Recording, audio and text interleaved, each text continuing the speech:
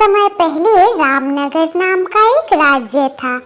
उसके राजा का नाम था वीरभद्र। वीरभद्र को ताज़ा पकड़ी हुई मछलियाँ खाने का शौक था। एक दिन उस राज्य में बहुत भयंकर तूफान आया। तूफान इतना भयंकर था कि कोई भी मछुआरा समुद्र में मछली पकड़ने के लिए नहीं जा पाया। क्योंकि किसी भी मछुआरे ने कोई मछली नहीं पकड़ी, राज्य में मछलियों का अभाव हो गया। उधर राजा को मछली खाने की तीव्र इच्छा हुई। ताज़ा मछली उपलब्ध ना होने पर उसने राज्य में घोषणा करवा दी कि जो व्यक्ति ताज़ा पकड़ी हुई मछली लाएगा उसे मुँह मांगा इनाम दिया जाएगा। घोषणा सभी ने सुनी, मगर कोई भी व्यक्ति समुद्र में जाकर अपने प्राण संकट में नहीं डालना चाहता था। उसी राज्य में एक गरीब मछुआरा रहता था। उसने भी राजा की घोषणा सुनी। इनाम पाने की लालसा में वह अपनी जान जोखिम में डालकर समुद्र में गया और कुछ मछलियां पकड़कर ले आया। मछली लेकर वह सीधा राजमहल जा पहुंचा।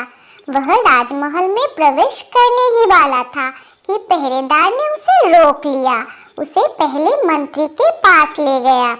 उसने मंत्री से कहा, मंत्री जी, यह एक मछुआरा है और महाराज से मिलने की इच्छा रखता है।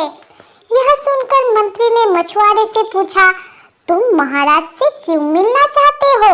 मछुआरे ने उत्तर दिया, मंत्री जी, मैं महाराज को समुद्र से लाई गई यह मछली भेंट करना चाहता हूँ।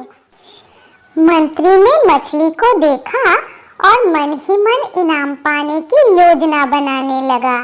वह मछुआरे से बोला, मैं तुम्हें सिर्फ एक शर्त पर ही अंदर जाने दूंगा और वह है तुम्हें इनाम का आधा हिस्सा मुझे देना होगा।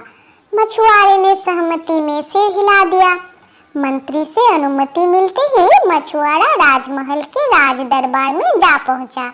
मछली देखकर राजा बहुत प्रसन्न हुआ और मछुआरे से बोला, तुमने हमारी इच्छा पूर्ण की, मांगो, क्या मांगते हो? मछुआरे ने कहा, मैं चाहता हूँ कि इनाम के रूप में मुझे 100 कोड़े मारे जाए। राजा यह विचित्र सा जवाब सुनकर बहुत हैरान हुआ, परंतु चूंकि यह मछुआरे की इच्छा थी इसलिए उसने पहरेदार को कोड़े मारने का आदेश दिया। पहरेदार ने कोड़े बरसाना शुरू किया।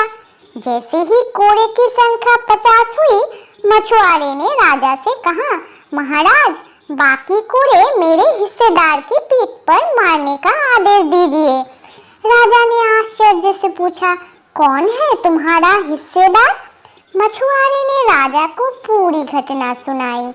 उसकी बात सुनकर राजा का चेहरा क्रोध से लाल हो गया।